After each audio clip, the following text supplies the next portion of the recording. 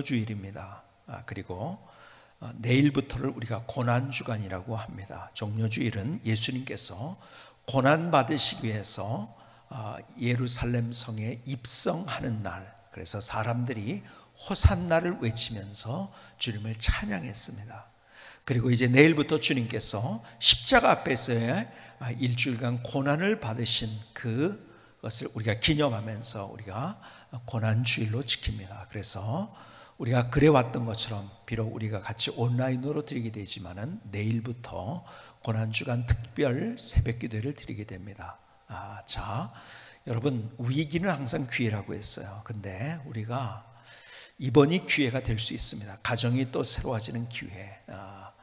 우리 학생들이 학교를 안 간단 말이에요. 그렇죠? 그렇기 때문에 함께 우리가 예배 드릴 수 있는 그런 기회가 됐어요. 그래서 함께 여러분들이 가족이 함께 기도의 자리에 함께 나온다는 것, 이것이 얼마나 놀라운 하나님의 은혜인지요. 여러분들이 도전하시고 특별히 시간을 여러분이 잘 아시기 바랍니다.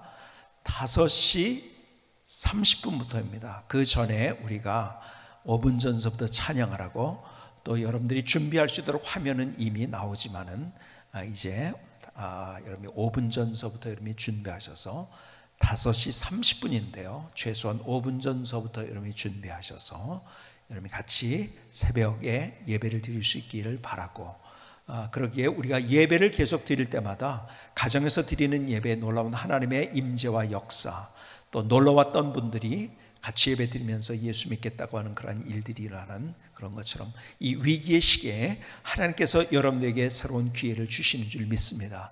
기도의 자리에 여러분이 함께 하실 수 있기를 바라겠습니다. 자, 제가 태어나기 1년 전, 때는 1958년도입니다. 그때 중국에서는 이런 일이 있었습니다. 모택동, 마오쩌둥이라고 하죠. 모택동이 다스리는 그때 식량 증산을 위해서, 그것을 독려하기 위해서 이제 현장 지도를 나갔어요. 그런데 어디를 가게 되냐면 스촨성에 가게 됐습니다. 근데 넓은 벌판이 있는데 보니까요, 그 벌판에 식량들을 먹고 있는 어떤 것이 있는 것이 보였어요. 그게 뭐냐면 바로 참새였습니다. 참새가 저걸 먹으면 우리 인민들이 먹을 것이 없어지는데, 그러면서 참새가 너무 미웠던 거예요. 야, 우리가 다 잘 먹고 잘 살려면 저 참새가 없어져야겠다. 그래서 참새를 박멸하도록 명령을 내립니다. 그래서 드디어 바로 참새를 박멸하기 위해서 참새 선멸 총지휘부가 만들어집니다. 국영기관에서는 연구를 합니다. 참새 한 마리에 도대체 얼만큼의 식량을 먹을까 조사를 해봤더니 2.4kg를 참새 한 마리당 먹는 거예요. 그걸 계산을 해봤더니요 70만 명이 먹을 수 있는 곡식이에요. 계산을 해봤더니 아니 70만 명이 먹을 수 있는 곡식을 훔쳐가? 안 되지. 그래서 저 참새를 죽이면은 70만 명이 더 잘 먹고 잘 살 수 있는데, 그것을 마오쩌둥, 모택동이 우리에게 얘기해서 참새를 선멸하도록 하더니, 역시 지도자는 해안이 있어. 똑똑해. 우리의 리더야. 그래서 박수를 쳤습니다. 그리고 방방곡곡에서 소탕작전이 벌어지는데요 10억 인구가 같이 새총을 만들어서 참새를 잡고, 새총이 없으면 징으로, 징이 없으면 냄비, 세숫대야를 가지고 참새를 잡기 시작합니다. 참새를 거의 다 잡았어요. 이제는 식량이 더 많아지겠죠. 근데 반전이 일어납니다. 식량이 더 많아진 것이 아니라 오히려 메뚜기 떼를 비롯한 해충들이 많아지기 시작했어요. 지금 여러분 아프리카 예멘에서부터 시작해가지고 아프리카를 지나서 동아프리카를 지나서 저기 아프가니스탄 쭉 해가지고 지금 거의 중국까지 또 다시 메뚜기 떼가 다가왔다는 것 뉴스로 들으셨는지 모르겠어요. 대단합니다. 그래서 해충이 만들어지고 그들이 살아나면서 오히려 식량이 증산된 것이 아니라 감산이 되어버렸어요.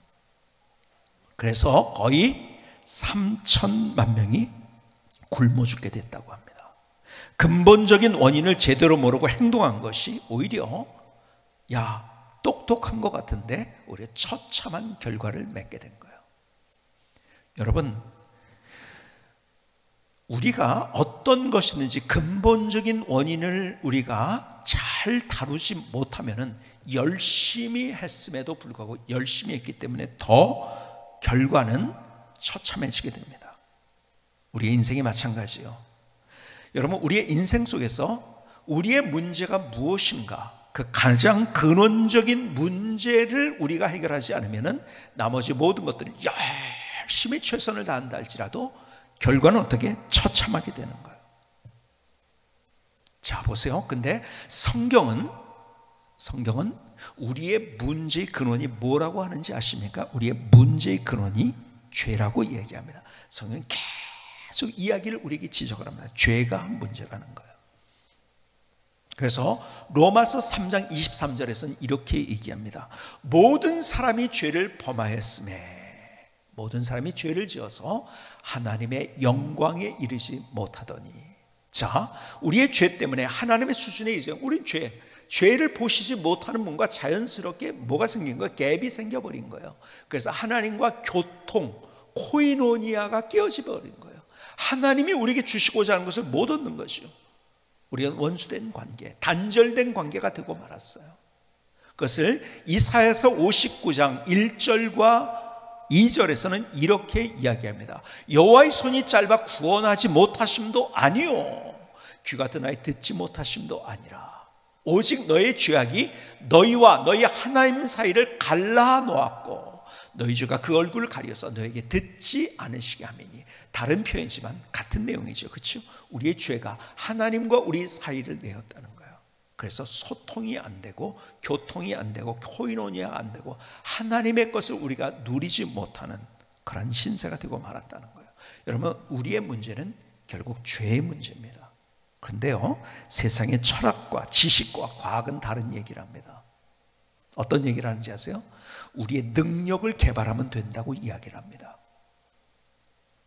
결국 그래서 유토피아를 만들겠다고 얘기를 해요. 그런데 유토피아가 아니라 세상은 디스토피아가 오고 있는 거예요. 반대로. 자, 여러분에게 누누이 얘기했던 니체, 제가 니체를 굉장히 많이 연구를 해가지고 여러분에게 이야기를 드립니다. 왜냐하면 참 기독교의 제일 적대적이었던 사람이었거든요. 하나님 없다 하고. 그리고 그는 얘기합니다. 문제가 뭐냐? 쉽게 얘기하면요, 니체의 철학을 쉽게 얘기하자면 이거예요. 야, 네가 능력이 있어. 그걸 개발 안 해서 그런 거야. 네가 초인이야. 니체 스스로도 자기가 능력이 있다고 생각하고 자기가 능력으로 하려고 그랬어요. 문제의 원인, 내가 지금 행복하지 못한 것은 내 능력을 개발하지 않아서가 아니라 죄의 문제부터 출발하는데 무슨 죄가 있다고 그래? 능력을 개발하지 못해서 그런 거지. 그래서 능력을 개발하면 된다고 해요. 그러니까 사람들이 야, 좋다 그거. 근데 결과가 뭡니까? 결국 그렇게 했던 것은 더 처참한 결과. 니체 스스로도 말씀드린 것처럼 처참한 결과. 인생에 친구도 다 없어졌어요. 말로에 자기가 가장 친했던 음악가 바그너, 그 사람과도 원수가 되고 한 명 친구도 없이 혼자 고독하게 쓸쓸하게 미쳐서 그는 인생의 마지막을 마감했어요. 똑똑했지만은.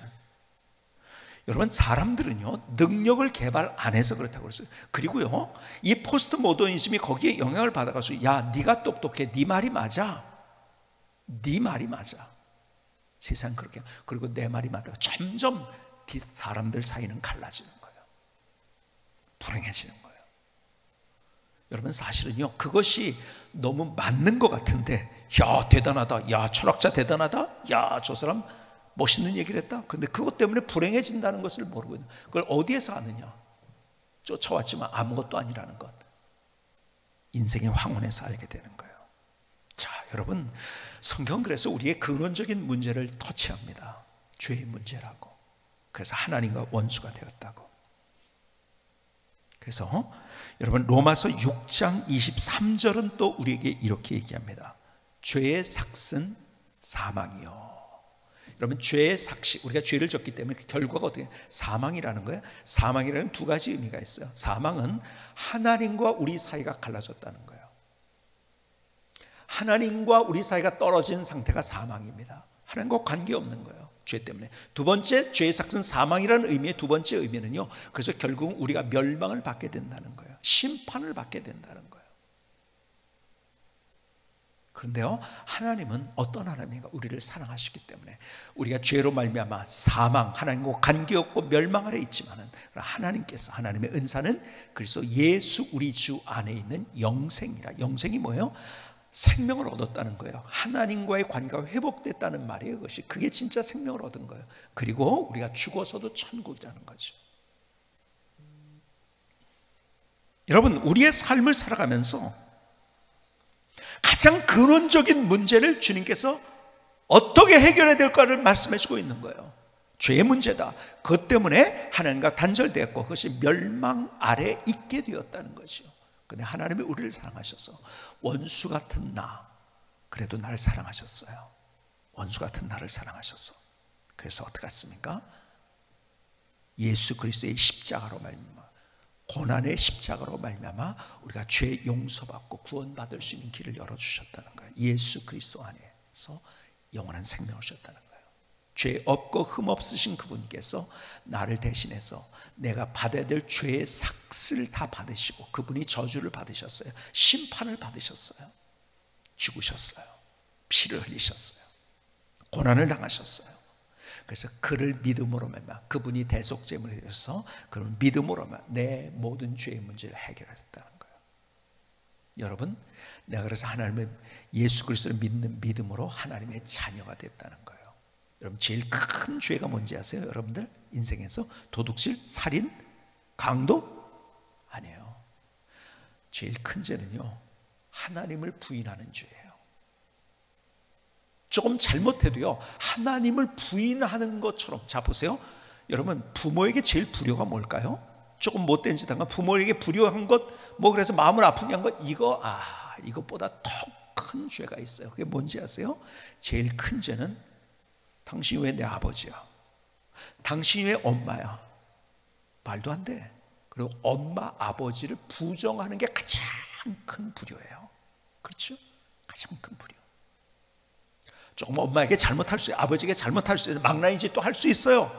그런데 그것보다 더 큰 불효가 뭔지 아세요? 부모님의 존재를 인정하지 않는 것. 당신이 나 낳는 거 못 봤어. 당신이 나한테 해준 게 뭐 있어? 그 은혜를 모르고. 이런 사람은요, 구제받을 수 없어요. 그렇죠? 가장 큰 불효죠. 우리의 가장 큰 하나님 앞에서 죄가 뭔지 아세요? 하나님을 인정하지 않는 거예요. 세상은요, 하나님을 인정하지, 자기가 할 수 있다고 그래요. 그러니까요, 강도짓 한 것보다 더 큰 것이 하나님을 부정하는 거예요. 근데 그래서 우리가 하나님과 원수가 되었지만 하나님이 우리를 사랑하셔서 우리를 대신해서 그분이 죽으셨어요. 고난의 십자가를 지셨어요. 여러분, 예수님이 십자가에 달리신 것, 그 고난 받으신 것을 다시 한번 머릿속에 그려보시겠습니까? 여러분, 가장 수제자였던 제자 중에 제자였던 베드로가 저주까지 하면서 도망가 버렸어요. 기가 막힌 일이죠. 사람들이요, 죽이라고 합니다. 손가락질합니다. 침을 뱉습니다. 따귀를 때립니다. 조롱을 합니다. 십자가에서 가장 고통스러운 죽음을 그 고난. 그런데요, 그 고난 때문에 우리가 구원받고 하나님 백성이 된 거예요. 그 고난의 십자가 때문에 사람들이, 예수님께서 세상적인 시저, 아우구스투스, 무슨 나폴레옹, 뭐 이러한 대단한 사람이라 가지고 무릎 꿇는 것이 아니라 그분이 십자가에 달려 돌아가신 고난의 십자가를 지었기 때문에 모든 나라와 민족과 백성과 언어와 사람들이 다 무릎 꿇고 경배하는 거예요. 고난의 신비예요, 이것이. 여러분, 십자가의 고난의 신비가 바로 이거예요. 여러분, 오늘 그래서 제목이 뭐냐면 고난의 신비예요. 신비라는 말을 사전적으로 뭐라고 하는지 아세요? 사전적으로 일이나 현상 따위가 사람의 힘이나 지혜 또는 보통의 이론이나 상식으로는 도저히 이해할 수 없을 만큼 신기하고 묘함 또는 그런 일이나 비밀. 갈보리 언덕에서 나를 위해서 그분께서 그분의 모든 것들을 포기하시고 그분의 자존심도 그분의 생각도 그분의 뜻도 그리고 그분의 몸도 다 버리시고, 왜요? 나를 위해서 고난의 십자가를 지셨어요. 여러분, 고난 주간을 우리가 더 깊게 정말 하나님 안에서 아름답게 지킬 수 있는 것은 그래서 그 십자가를 바라보는 거예요. 여러분, 그 갈보리 언덕의 십자가로 아침을 시작하고 저녁을 맞으면서 우리가 주님 앞에 나갈 때 주님께서 우리에게 주시는 은혜가 너무 놀라운 거예요. 그 고난의 십자가, 그것이 고난의 신비예요. 지난주에 릴레이 기도회를 하면서 계속해서 불렀던 찬양 가운데 많이 불렀던 것이 갈보리산 위에 십자가 섰으니, 얼마나 그 찬양을 부르는데요, 그 주님의 은혜가, 주님의 사랑이 얼마나 절절히 제 가슴속에 와닿는지요. 갈보리산 위에 십자가 섰으니 주가 고난을 당한 표라. 험한 십자가를 내가 사랑하무 주가 보혈을 흘림이라. 최후 승리를 얻기까지 주의 십자가 사랑하리. 빛난 멸류관 받기까지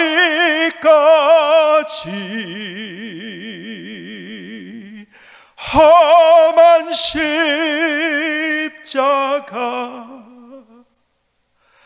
험한 십자가 붙들겠네.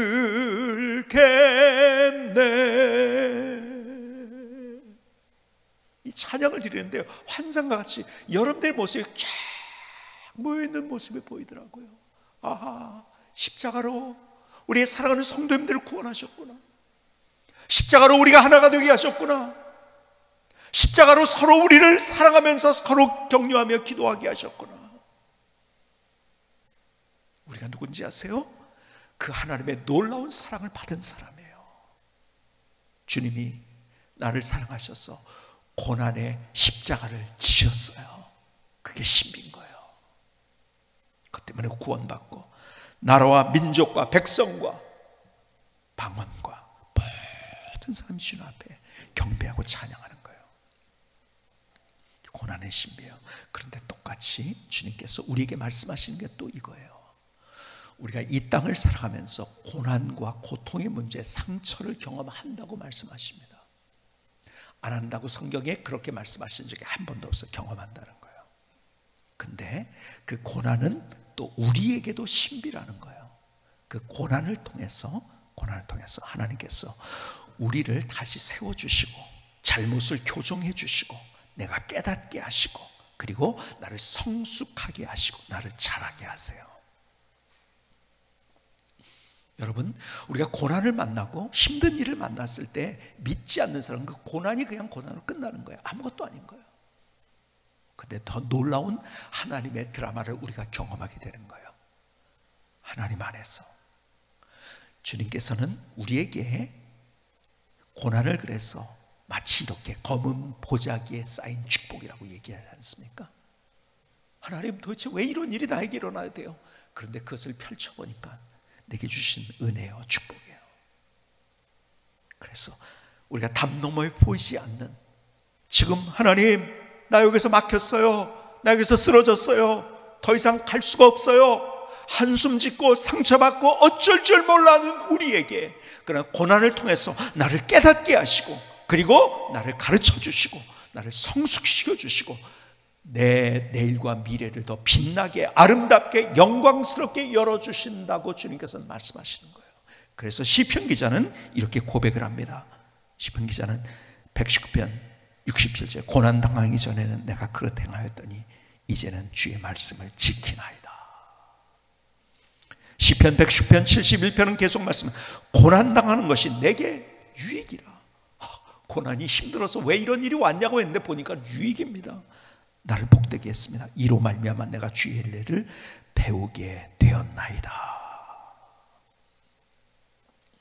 여러분, 우리가 다 같이 만난 고난 중에 하나가 코로나19 사태예요. 그렇죠? 그러나 이것이 전체적으로 우리 태풍 얘기를 여러분이 들어보셨잖아요. 그죠? 태풍이 불어가지고서 이거 태풍 때문에 우리가 두려워하지만 그것이 바다에 산소를 공급하고 지구가 살아나게 만드는 역할을. 그래서 코로나로 인해서 지구의 대기가 너무 좋아졌다는 그런 얘기들도 합니다. 근데 어쨌든 우리가 현실적으로 만난 그런 고난, 힘든 일들, 이것이 얼마나 하나님이 어떻게 해야 됩니까? 여러분, 목사로서도 너무 개인적으로 힘든 시기를 지나가고 있어요. 마치 지금 이것이 마치 교회가, 건전한 교회가요, 다 여러분 지난주에 말씀드려도 그렇게 코로나 바이러스를 확산시킨 데가 없어요. 명성교회에서도 부목사님이 이렇게 했다가 양성이라고 했다가 며칠 후에 그것이 양성이라 음성이고 전파시킨 사람도 없다고 다 나왔음에도 불구하고 만 개의 뉴스가 나왔다면 그렇게 아니라는 것은 뭐예요? 한 개의 뉴스도 제대로 안 나옵니다. 그러니까 지금도 다 보통 사람들은 전파된 걸로 알아요. 그리고 이단들, 특별히 여러분들 이번에 이단들마다 다 특성이 있더라고요. 이 코로나를 전파하는 역할을 다 했어요. 신천지 그렇죠? 만민중앙교회 그렇죠? 구원파 그렇죠? 여러분 교회 이름만 나온 데들 있죠? 거기 구원파들. 그리고 교회 어떤 온천교회 같은 데도요, 다 구원파들이 와가지고 뭡니까? 신천지가 와서 그런 거잖아요. 일반 기성교회. 여러분 정말 모든 일반 교회에서는 그런 것을 옮기고 그런 것이 거의 없습니다. 어디보다도 깨끗한. 근데 마치 교회가 이것을 옮기는 온상이 되는 것처럼 뉴스와 매스컴과 정부 관계자들이 그럴 때요 너무 심해요. 어저께도요 우리 교회 두 팀이 왔어요. 첫째 팀은 경찰이 왔어요. 우리 교회에. 왜냐하면 민원을 누가 집어넣었대요. 두 번째는 고양시에서 왔어요. 교회가 지금 예배 드리고 막 사람들이 북적북적 하는 것 같다고 하면 그렇게 민원을 집어넣나 봐요. 와보니까 뭐 그런 게 아닌데. 그러면서 하는 얘기가 고양시에서 와서도요, 여기 뭐 왜 여기 당신 여기 들어온 거 적었냐고 어떤 우리 목사님한테 그러더래요. 그래서 당신은 거기 고양시 시청에 근무하면서 그 시청에서 저기 출입할 때 그 적고 다니냐고. 그러니까 말도 안 되는 걸 가지고 지금 교회처럼 지금 잘 모든 거 방역 제대로 합니다. 우리가요, 교회가요, 방역기를 이 지역에 있는 목사님들에게 또 우리 어디에요, 또 이 어려운 교회들을 저희가 도와줘가지고 방역기를 다 사가지고 교회들이 방역 잘하게 했어요. 교회처럼 방역 잘하는 데가 없어요. 그리고 다 마스크 쓰고 2m 간격을 띄고 다 이런 것들을 함에도 불구하고 계속 교회가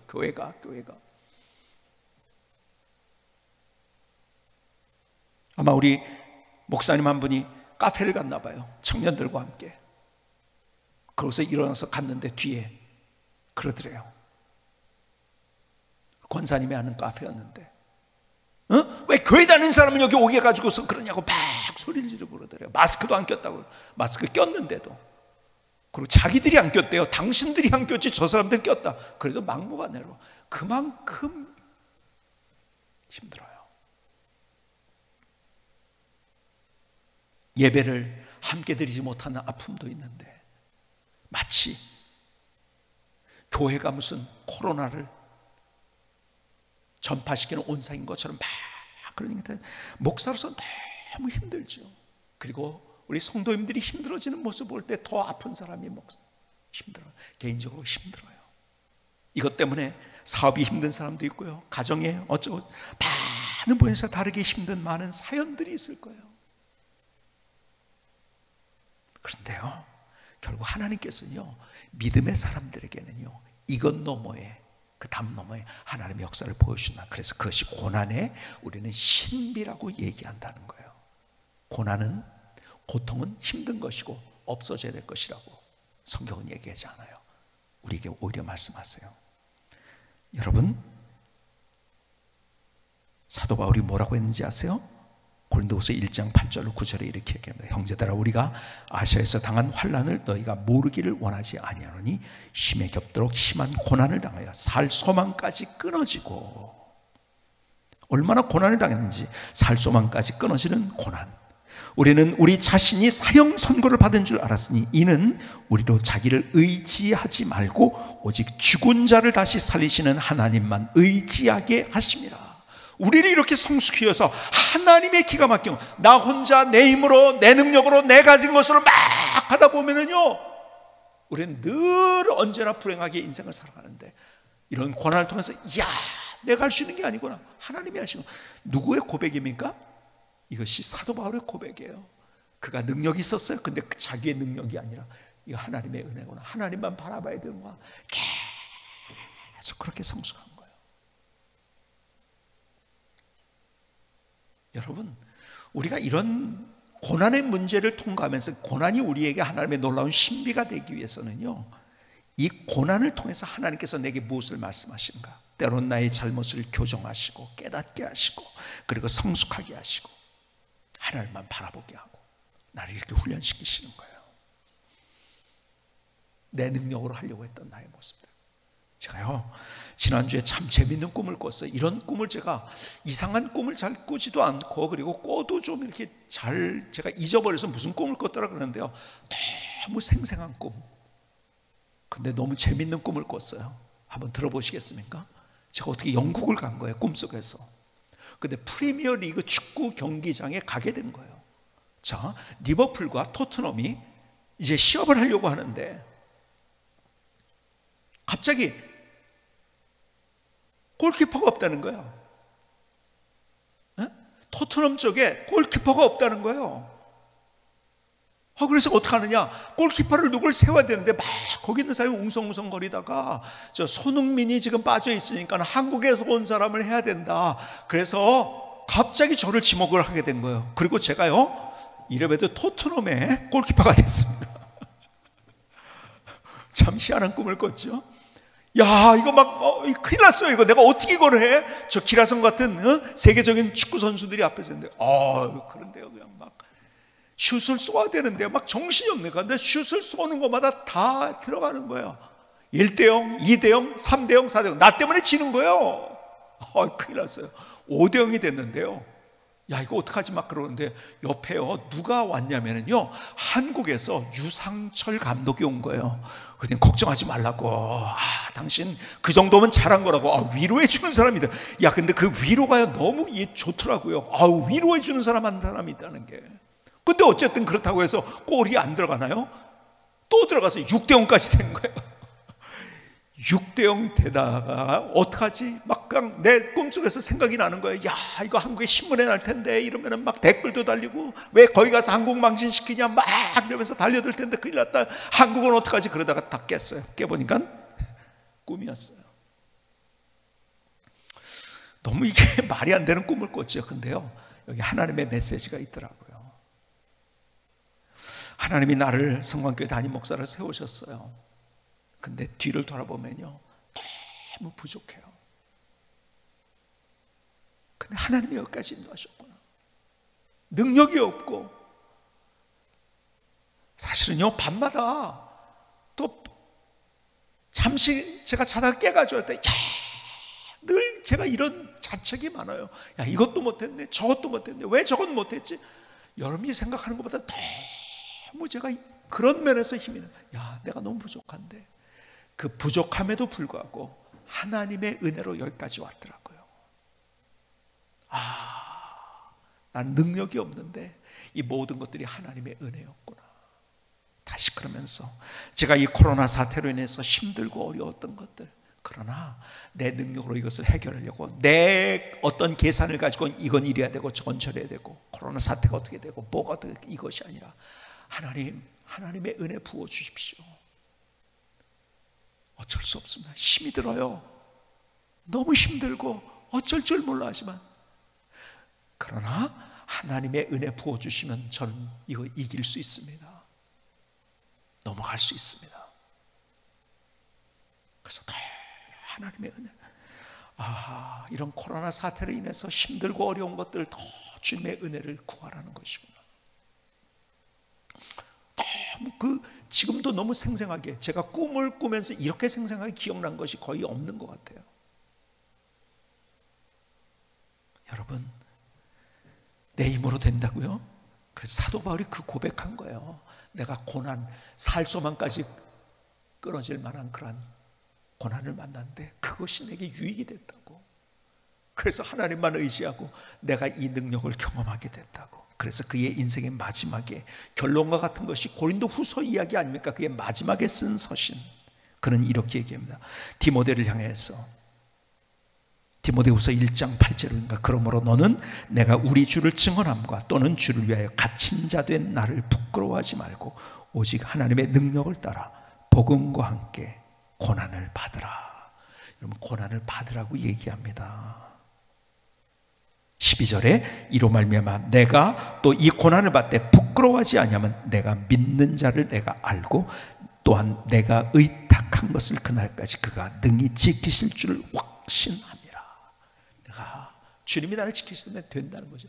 이 고난의 문제 가운데 어떤 것이냐면 부끄러움 때문에 정말 죽을 것 같은 고난. 여러분, 사도 바울을 인격적인 모독을 한 사람들이 얼마나 많이 있는, 그러니까 그 부끄러움 때문에 인격적인 모독을 당할 때 막 미치광이 취급을 당하고 웃기는 사람 취급을 당할 때 막 죽을 것 같았죠. 너무 힘들었죠. 그런데 그것을 통해서 내가 하나님 바라보고 하나님께서 마침내 이것을 통해 놀라운 하나님의 역사를 보여주신다는 것을 그가 알고 있었어요. 그래서 디모데후서 2장 3절에 계속 그는 얘기합니다. 너는 그리스도 예수의 좋은 병사로 나와 함께 고난을 받으라. 고난을 받으라고 얘기하면 누구에게? 제자와 같고 아들과 같은 디모데에게 얘기합니다. 나와 함께 고난 받아야 된다. 왜? 고난의 신비를 경험했기 때문에. 고난의 신비, 그것을 통해서 하나님 누구신지를 아는 거예요. 그것을 통해서 내가 부족하고 연약하지만 하나님께서 얼마나 놀라운 역사를 보여주시는지, 그래서 삶이 감동이요 감격이요 찬송이요 노래로 이어지는 그 삶. 디모데야, 내가 인생의 말년에 마지막에 하고 싶은 얘기가 이거야. 너 고난받는 것이 유익한 거야. 고난받는 것이 유익한 거야. 왜냐하면 거기에서 하나님이 누구신지를 더 경험할 수 있기 때문에. 주님께서 우리에게 말씀하세요. 고난의 신비, 그 고난을 통해서 하나님을 더 갈망하게 하시고, 그 고난을 통해서 나를 깨닫게 하시고 돌이키게 하시고, 고난을 통해서 나를 성숙시켜 주시고, 결국 이 모든 것들, 고난을 통해서 믿는 자들에게는요, 고난을 통해서 우리가 예수 믿을 때 주님이 원하시는 가장 중요한 게 뭐냐면 성숙이에요. 성숙은 하나님을 경험하는 삶에 더 멋지게 성숙한 삶을 살아가도록, 그래서 하나님의 능력이 뭔지를 경험하도록 우리를 인도하신 거예요. 그래서 성경은 고난의 신비, 고난이 유익이라고 이야기합니다. 갈보리 언덕의 십자가를 바라보면서 우리가 고난 가운데 그것을 능히 십자가의, 예수 그리스도의 십자가의 능력으로 이겨갈 수 있는 삶, 이길 수 있는 삶, 그 삶을 주님께서 우리에게 주시기를 원하세요. 오늘 그 고난의 신비가 바로 저와 여러분의 삶 속에 경험될 수 있기를 주님의 이름으로 축복합니다. 우리 김승계 선교사님의 찬양을 들으시겠습니다.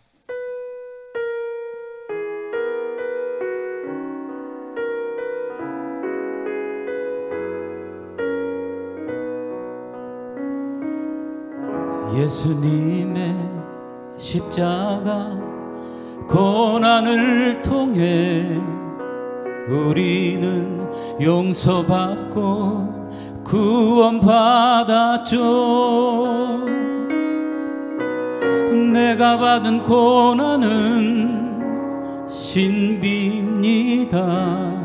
깨닫게 하고 돌이키게 하네요. 나를 성숙해 하고 자라게 하네요. 다시 십자가를 바라봅니다. 십자가 사랑으로 오늘을 이겨냅니다. 나 때문에 당하신 고난은 신비입니다. 갈보리의 십자가 바라봅니다. 담 너머를 보는 아름다운 인생,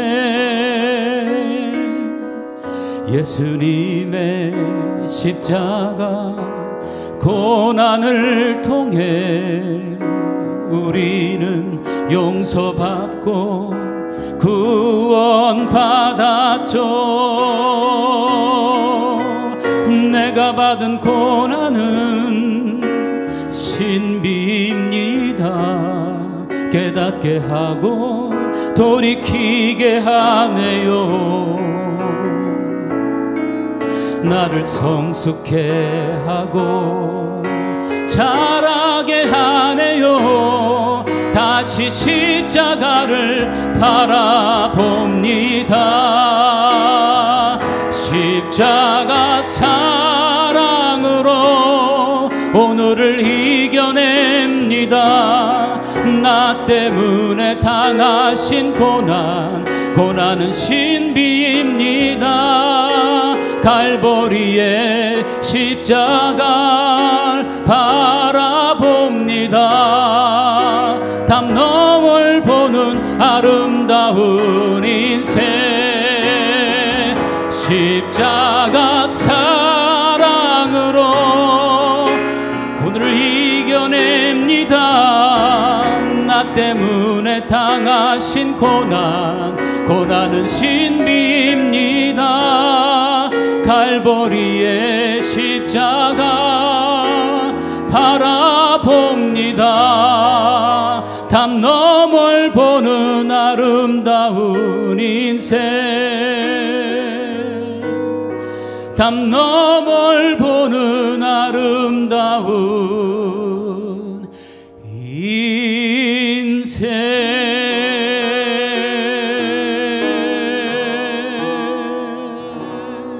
아멘. 하나님 함께 드린 나의 고백, 나의 결단입니다. 하나님 나의 노래를 올려드립니다. 감사합니다.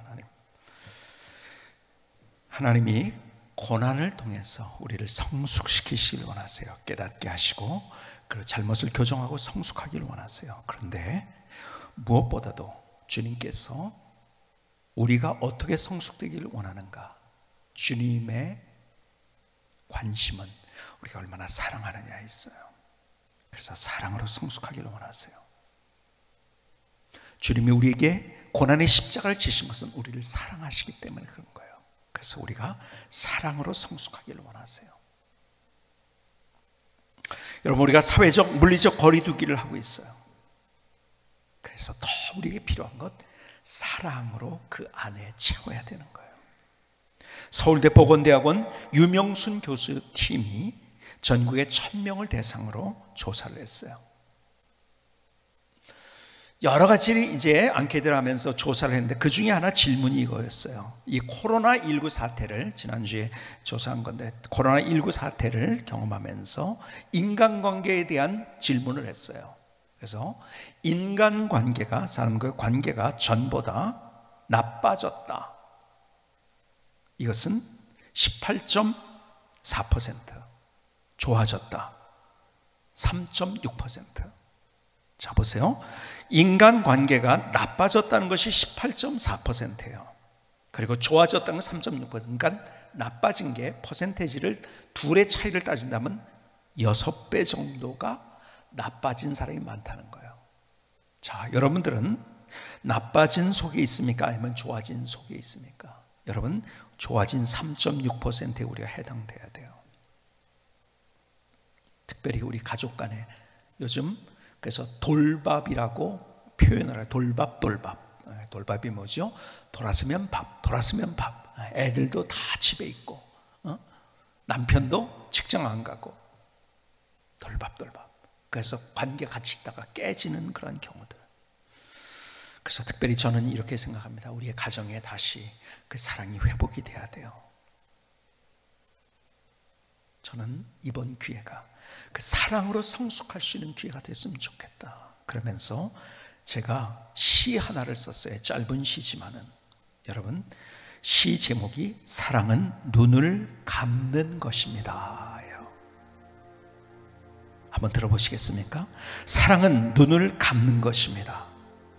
사람을 향해 눈을 감는 것입니다. 실수에 눈 감습니다. 부족한 모습에도 눈 감습니다. 사랑은 눈을 감는 것입니다. 눈을 감으면 하나님이 보입니다. 눈을 감으면 기도하게 됩니다. 가장 큰 사랑은 상대를 위해 기도하는 것입니다. 기도하면 더 사랑을 하게 됩니다. 이번 코로나 사태로 우리 가정이 눈을 감는 그런 기회가 됐으면 좋겠어요. 사람을 향해서 눈을 감고, 그럴 때 우리가 하나님을 향해서 기도하게 되는 거예요. 이번에 특별히 고난주간 특별 새벽기도가 그런 기도가 됐으면 좋겠어요. 함께 하나님을 바라볼 수 있는 기회. 그래서 우리 안에 사랑이 넘쳐 흐르시는 그러한 가정. 여러분, 십자가의 고난의 신비는 무엇 때문에 고난의 신비가 우리에게 다가왔는지 아세요? 바로 하나님의 사랑 때문에. 그래서 오늘 로마서 5장 8절은 이렇게 얘기합니다. 우리가 아직 죄인이었을 때 그리스도께서 우리를 위하여 죽으심으로 하나님께서 우리에게 대한 자기의 사랑을 확증하셨느니라. 그러면 이제 우리가 그의 피로 말미암아 의롭다 하심을 받았으니 더욱 그로 말미암아 진노하시면서 구원을 받을 것이니, 곧 우리가 원수 되었을 때 그의 아들의 죽으심으로 말미암아 하나님과 화목하게 되었은즉 화목하게 된 자로서는 더욱 그의 살아나심으로 말미암아 구원을 받을 것이냐. 그뿐 아니라 이제 우리로 화목하게 하신 우리 주 예수 그리스도로 말미암아 하나님 안에서 또한 즐거워하느니라. 기도하시겠습니다.